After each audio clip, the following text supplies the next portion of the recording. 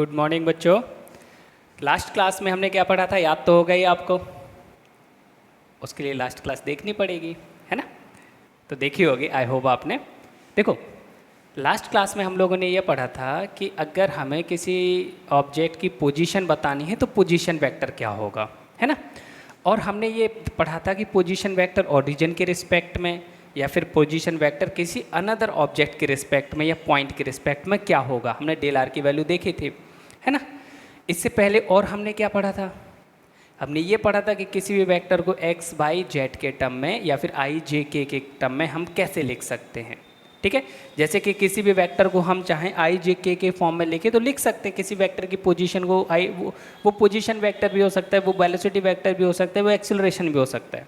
जैसे कि कोई ऑब्जेक्ट है, ठीक है, अब वो ना एक्स में मूव कर रहा है, ना वाई में, ना जेड में, किसी एक में मूव नहीं कर रहा है, बीच में कहीं मूव कर रहा है। जैसे कि अगर हम एक्स वाई का ही एग्जाम्पल ले लें, ये आपका क्या है, एक्स एक्सिस है और ये आपकी वाई एक्सिस है, ठीक है? अब एक ऑब्जेक्ट है, इस डायरेक्शन में यूनिट वेक्टर क्या था, आई कैप, और इस डायरेक्शन में जे कैप। अगर हम यहाँ पे देखें कि ये जो ऑब्जेक्ट है, अगर कोई एक अनदर ऑब्जेक्ट है जो इस डायरेक्शन में वेलोसिटी कर रहा है, वेलोसिटी है इसकी, और वेलोसिटी कैसी क्वांटिटी, वेक्टर क्वांटिटी है, बिना डायरेक्शन के तो होगी नहीं, ठीक है? तो यहाँ पे अगर हम देखें, ये ना तो x में जा रहा है, ना ही केवल x में जा रहा है और ना ही केवल y में जा रहा है।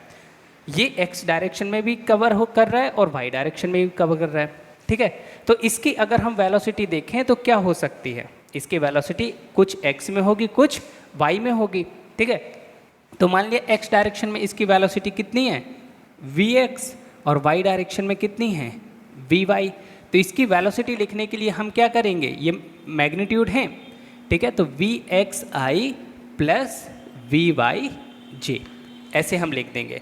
जैसे कि हम किसी वेक्टर को, मैं किसी रैंडम वेक्टर को a को लिखूं, vector a is equal to क्या लिख सकते हैं, xi plus yj plus zk, ठीक है? इस तरह से वेक्टर को लिखा जा सकता है। ये आई जे के पर क्या है, कैप है, ये आई जे के पर ये कैप लगी हुई है, क्योंकि कैप क्या डिनोट करती है, अगर कैप लगी हुई है तो इसका मतलब ये यूनिट वेक्टर है, ठीक है? और आई जे के आपको पता ही है कहाँ कहाँ था यूनिट वेक्टर, है ना? आपको बताया था कि आई क्या होता है, एक्स में होता है, जे क्या होता है, वाई में होता है, और के क्या होता है, जेड डायरेक्शन में होता है, ठीक है? तो अगर इस वेक्टर का हमें मैग्नीट्यूड चाहिए तो हम कैसे कैलकुलेट करेंगे? सिंपल सा फॉर्मूला है हमारे पास। वेक्टर अगर इसका मैग्नीट्यूड चाहिए तो हम कैसे लिखेंगे, मॉड से क्या डिनोट करते हैं, मैग्नीट्यूड करते हैं कि नहीं करते हैं, याद है ना? ठीक है? तो यहाँ पे अगर हम देखें इसका मैग्नीट्यूड निकालने के लिए root X square plus Y square plus Z square. समझ में आ गया? कोई भी वेक्टर अगर हमें दे सकता है, जैसे कि एक एग्जाम्पल ले लेते हैं, मान लिया b is equal to given है, कितना गिवन है, b is equal to, v is equal to given है 2i plus 2j plus k, ठीक है? तो हम ये तो क्या है, डायरेक्शन आई जे के, मतलब डायरेक्शन है इसमें, ठीक है? तो अगर हमें इससे मैग्नीट्यूड बोल दिया जाए कि भाई b का मैग्नीट्यूड बताओ, तो हम कैसे कैलकुलेट करेंगे b का मैग्नीट्यूड? वेक्टर b लिखा हमने और क्या 2 का स्क्वायर प्लस 2 का स्क्वायर प्लस 1 है यहाँ 1 का स्क्वायर, तो 4 4 8 और 1 9, तो क्या हो गया रूट 9, ठीक है ना? और इसकी वैल्यू क्या हो जाएगी 3। समझ में आ गया? तो इस तरह से हम किसी भी जो आई जे के फॉर्म में वेक्टर है तो उनका मैग्नीट्यूड भी निकाल सकते हैं। अगर यूनिट वेक्टर बोल दिया उसने कि नहीं भाई हमें ये बताओ कि जो वेक्टर ए है जो आपने लिया है इसका यूनिट वेक्टर क्या होगा, इस डायरेक्शन में अगर यूनिट वेक्टर लिखें तो हम तो क्या होगा, तो हम क्या कर देंगे, देखो जी, वेक्टर यूनिट वेक्टर का मतलब क्या होता है, वेक्टर अपॉन उसका मॉड, मतलब वेक्टर अपॉन उसका मैग्नीट्यूड। तो यहाँ पे अगर हम देखें तो इसे अगर हम इससे डिवाइड कर दें तो हमें यूनिट वेक्टर मिल जाएगा, ठीक है? तो यहाँ पे मैं लिख देता हूँ आपका यूनिट वेक्टर ऑफ बी। तो ये क्या हो गया, ये हो गया आपका मैग्नीट्यूड ऑफ वेक्टर ए, ठीक है? और अगर यूनिट वेक्टर हमें देखना है तो unit vector in the direction of vector A. अगर ए की डायरेक्शन में ही हमें यूनिट वेक्टर चाहिए तो हम कैसे लिख सकते हैं, देखो vector A unit vector A is equal to vector A upon mod vector A. इसमें क्या है, मैग्नीट्यूड और डायरेक्शन दोनों हैं, और इसमें क्या है, केवल मैग्नीट्यूड है, तो मैग्नीट्यूड से मैग्नीट्यूड कैंसिल, बचेगा क्या, केवल डायरेक्शन। और यूनिट वेक्टर क्या डिनोट करता है, डायरेक्शन।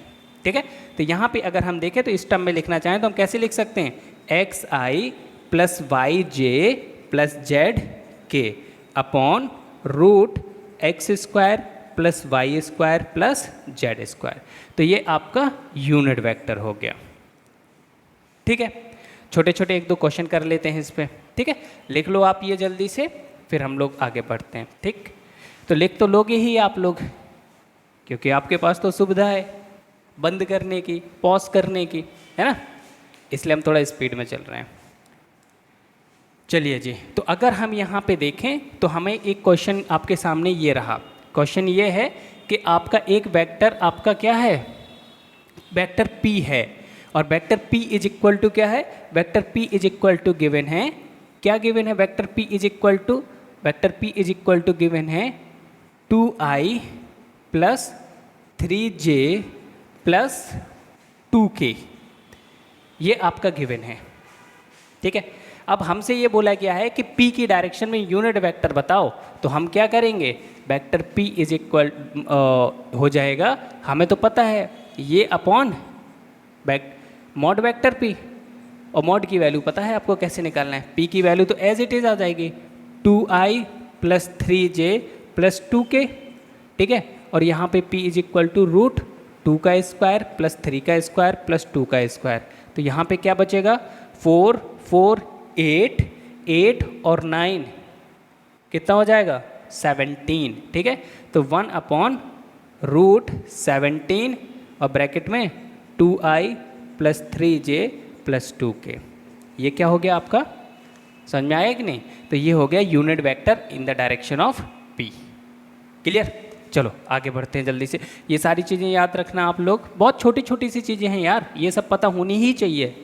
ये नहीं पता है तो मज़ा थोड़ी आएगा पढ़ने में, हर जगह आप फंसेंगे, तो आप ना फंसें, उसके ये मूल मंत्र हैं वेक्टर को सॉल्व करते टाइम, है ना। चलिए जी, देखो अब कभी कभी क्या होता है, हमें कोऑर्डिनेट दे देता है, हमें क्या करेगा, कोऑर्डिनेट दे देगा, बोलेगा p की पोजीशन है x y z, x1 y1 z1।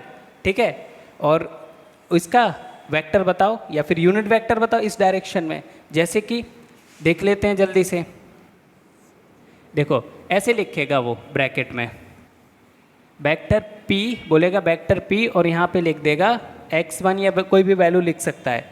ठीक है, y1 z1। ठीक है, तो ये अगर हमें लिखना है तो इसका मतलब क्या है, इसका मतलब है vector p is equal to है x1i y1j plus z1k। Clear हो गया, इसका मतलब ये है। अगर उसने बोल दिया वेक्टर p और इस तरह से लिखा है तो इसका मतलब ये है, और बोल सकता है इस डायरेक्शन में यूनिट वेक्टर बताओ, तब हम क्या करेंगे, बस p upon mod vector p कर देंगे, बाकी आपको पता ही है क्या करना है ना। इसे एज इट इज रख के root x1 square plus y1 square plus z1 square. समझ में आया कि नहीं।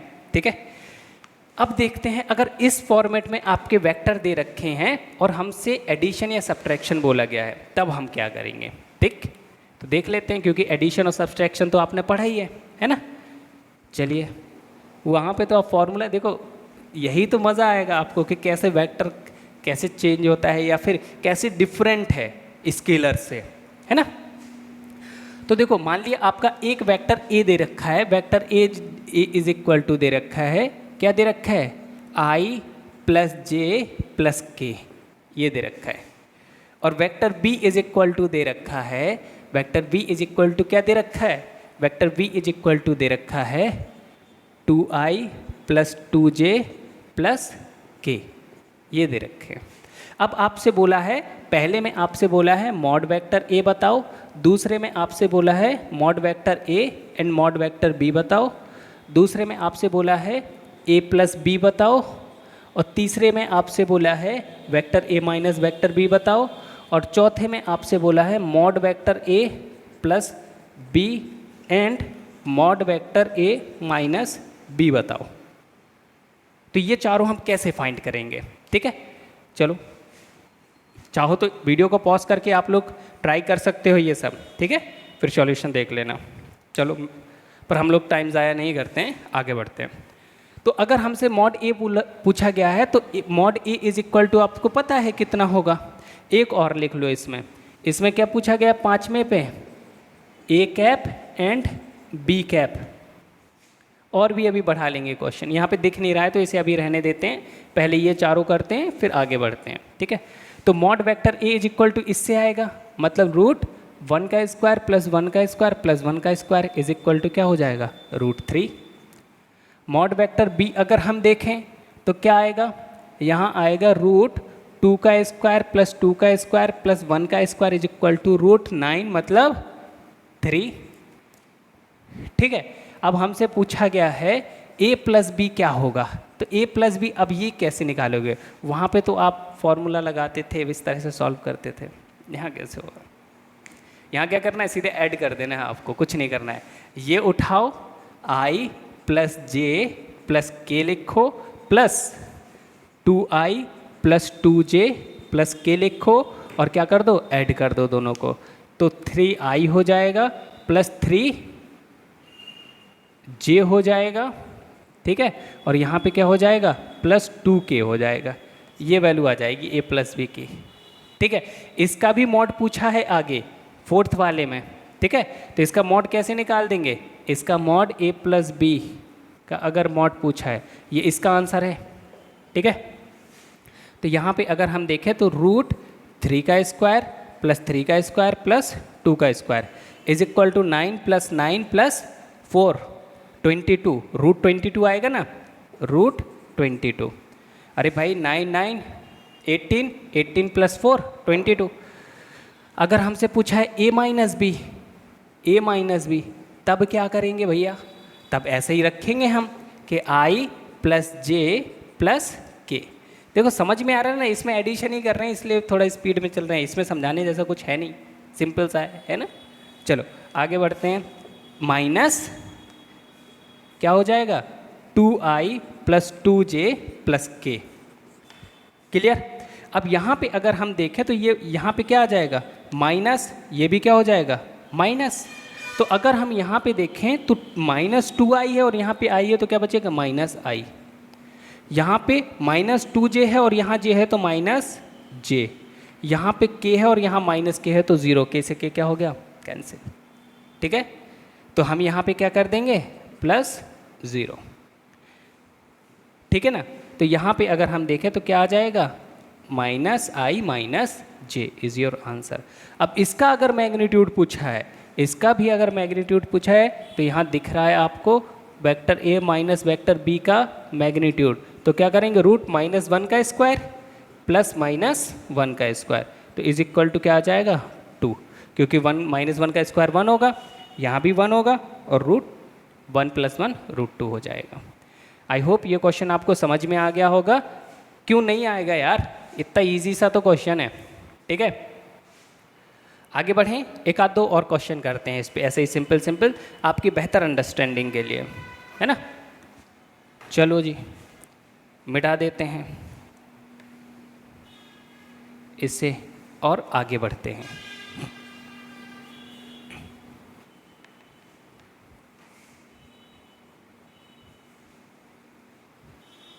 ठीक,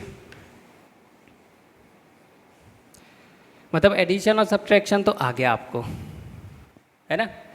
अगर आपसे बोल दे, जैसे a इज इक्वल टू लिखा था इसने, थोड़ा क्वेश्चन चेंज कर देते हैं, यहाँ पे हम ले लेते हैं 5i plus 2j plus 3k, और b इज इक्वल टू क्या ले लेते हैं, b इज इक्वल टू हम ले लेते हैं, b इज इक्वल टू हम यहाँ पे ले लेते हैं 2i plus 5j plus k, ठीक है। अब हमसे बोला है a प्लस b की डायरेक्शन में यूनिट वेक्टर बताओ, find the unit vector in the direction of a plus B. a plus B की डायरेक्शन में यूनिट वेक्टर बताना है। सुपर इजी क्वेश्चन है ना। क्या करेंगे, पहले a प्लस बी दोनों को क्या कर देंगे, ऐड कर देंगे, तो इज इक्वल टू क्या हो जाएगा, दोनों को ऐड कर दें, यहीं से कर दो भैया 7i, यहीं से कर दो प्लस 7j, यहीं से कर दो प्लस 4k। अब इस डायरेक्शन में अगर यूनिट वेक्टर बताना है तब हम कैसे निकालेंगे, ठीक है। तो अगर हम यहाँ पे देखें तो यूनिट वेक्टर चाहिए, तो a प्लस बी का हम क्या लिख सकते हैं, a प्लस बी का कैप। समझ में आ रहा है कि नहीं, या फिर यूनिट वेक्टर भी लिख दो, सीधे यूनिट वेक्टर जो हम निकाल रहे हैं, ठीक है, यूनिट वेक्टर ऐसे भी लिख सकते हो। तो इससे हम डिवाइड कर दें इसके ही मैग्नीट्यूड से, तो क्या आएगा 2i plus 7j plus 4k divide by root 2 का स्क्वायर प्लस 7 का स्क्वायर प्लस 4 का स्क्वायर, ठीक है। सॉल्व कर लोगे, चाहो तो मैं कर देता हूँ, कोई दिक्कत नहीं है। 2i plus 7j plus 4k, यहाँ पर थोड़ा सा ध्यान देना, 4 7 29 और 16, 29 16 55 10 65 65 और 4 69, ठीक है। तो यहाँ पे रूट 69 आपका आ जाएगा। समझ में आ गया ना, ये कितना होगा 49, ठीक है, और ये कितना होगा 16, तो मैंने यहाँ से 6 लिया, यहाँ ऐड कर दिया, तो 50 55, यहाँ 10 बचा था ऐड कर दिया, ठीक है। तो जो आपका 55 है वो क्या 65 और 4 यहाँ से। तो कैलकुलेशन जरूरी नहीं पूरा करो, ऐसे पार्ट वाइज भी कर सकते हो, इजी हो जाता है थोड़ा सा, ठीक है ना। चलिए जी, एक आध दो क्वेश्चन और करें इस पे, एक क्वेश्चन और बढ़िया सा एकदम, है ना, मज़ा आ जाए जिसमें। आज गर्मी है थोड़ा सा,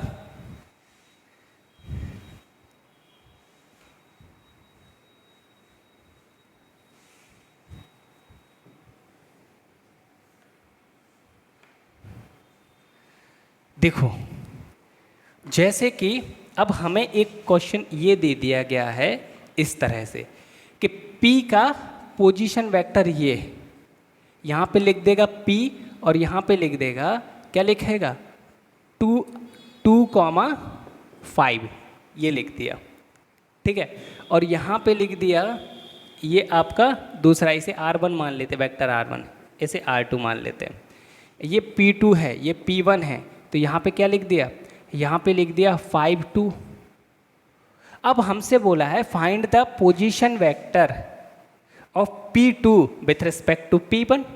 क्वेश्चन क्या है, क्वेश्चन ये है find the position vector of P2 with respect to P1, ठीक है। तब क्या करेंगे, इसका फॉर्मूला तो हमने कल देखा था ना, वेक्टर फॉर्म में निकाला था। तो अगर r इज इक्वल टू हम यहाँ पे लिखें तो r इज इक्वल टू क्या हो जाएगा, R1 is equal to vector form में लिख दें ये क्या 2i, क्योंकि ये x होता है और ये y प्लस 5j। अगर हम यहाँ पे देखें R2, तो R2 इज इक्वल टू कितना हो जाएगा 5i प्लस 2j, होगा कि नहीं होगा। अब हमें क्या चाहिए, हमें चाहिए डेल r, याद है कि नहीं, ये था आपका डेल r, है ना। तो ट्रायंगल लॉ के हिसाब से लगाया था मैंने कि इन दोनों का रिजल्टेंट ये होगा, क्योंकि ये अपोजिट है कि नहीं। तो वैसे यहाँ पे हमें क्या मिला था R2 माइनस R1, तो सीधे सब्ट्रैक्ट कर देंगे, 5 माइनस 2 कितना आएगा 3i। भाई यहाँ पे हम क्या कर रहे हैं, R2 में से R1 को सब्ट्रैक्ट कर रहे हैं, तो 5 माइनस 2 तो 3i, ठीक है। और यहाँ पे 2 माइनस 5, ठीक है, तो माइनस का 3j, क्लियर। ये आपका हो जाएगा, ये i 3i माइनस 3j इसका पोजीशन वेक्टर। अब ये भी कह सकता है कि मैग्नीट्यूड बता दो, तो मैग्नीट्यूड लो जी, मैग्नीट्यूड मॉड लगा दिया, बताया था ना मॉड मैग्नीट्यूड बताता है, ठीक है। तो यहाँ पे अगर हम देखें तो मॉड में क्या आ जाएगा, √3 का स्क्वायर प्लस 3 का स्क्वायर, आपको भी पता कितना है ना, √3√2 आ जाएगा आंसर, ठीक है। समझ में आ गया ना ये क्वेश्चन, देखो बढ़िया क्वेश्चन था ये। ऐसे बाकी और भी क्वेश्चन आपको डीपीपी में मिल जाएंगे, ठीक है, तो उन्हें सॉल्व करना है। बाकी अभी और भी क्वेश्चन हम करते हैं, ठीक। चलिए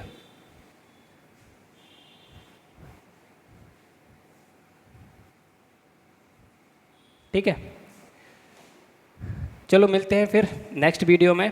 okay, bye bye, take care.